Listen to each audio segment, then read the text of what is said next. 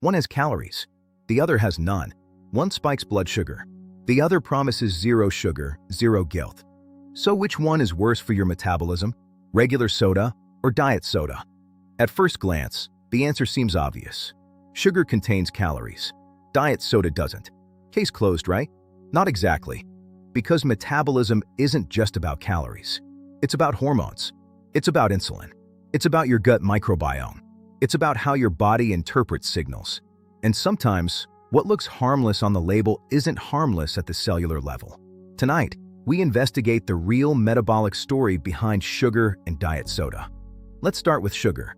When you drink a regular soda, you're consuming a large dose of rapidly absorbable sugar, usually high fructose corn syrup or sucrose. Here's what happens. Blood glucose rises quickly. The pancreas releases insulin. Cells absorb glucose for energy or storage. Insulin is not the enemy. It's essential, but when large sugar doses are consumed regularly, insulin spikes repeatedly.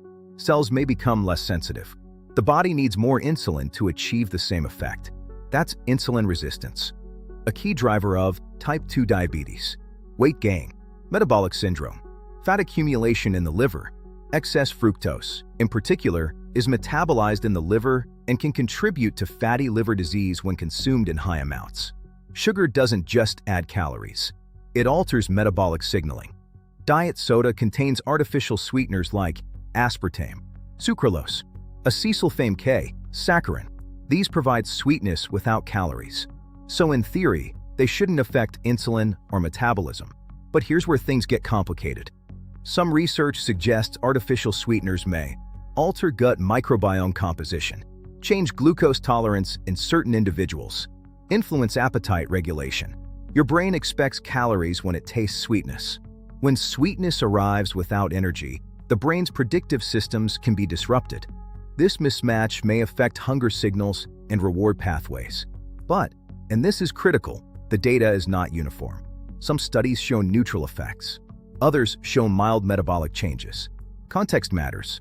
Your gut microbiome plays a major role in metabolic health.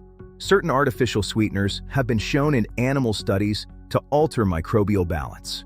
In some human studies, specific individuals showed reduced glucose tolerance after high intake of certain sweeteners. But effects vary between people. Not everyone responds the same way. Meanwhile, high sugar intake clearly promotes increased fat storage, inflammation, dysbiosis. In terms of gut disruption, excessive sugar intake has far more consistent negative data. Diet soda's effects appear more individualized. Here's a key question. Do artificial sweeteners spike insulin? Most do not significantly increase blood glucose. However, some studies suggest that in certain contexts, especially when consumed with carbohydrates, sweeteners may enhance insulin response. But the magnitude is much smaller than with sugar. Sugar produces a direct, measurable metabolic load. Diet soda produces indirect, more subtle effects, if any. From a strictly insulin standpoint, sugar exerts a stronger and more consistent impact. Observational studies sometimes show associations between diet soda consumption and obesity or diabetes. But here's the critical nuance. Correlation does not equal causation. People already at higher metabolic risk often choose diet soda. When controlled clinical trials are conducted, replacing sugar-sweetened beverages with diet alternatives often results in reduced calorie intake, modest weight loss, improved glycemic markers. Replacing sugar with water is best. Replacing sugar with diet soda is usually better than continuing sugar. That's the hierarchy. So which secretly wrecks your metabolism? If we analyze direct biochemical damage, sugar has stronger evidence for insulin resistance, fatty liver, chronic inflammation, weight gain. Artificial sweeteners show possible microbiome shifts, potential appetite signaling changes, individual variability, but not the same consistent metabolic burden. The verdict?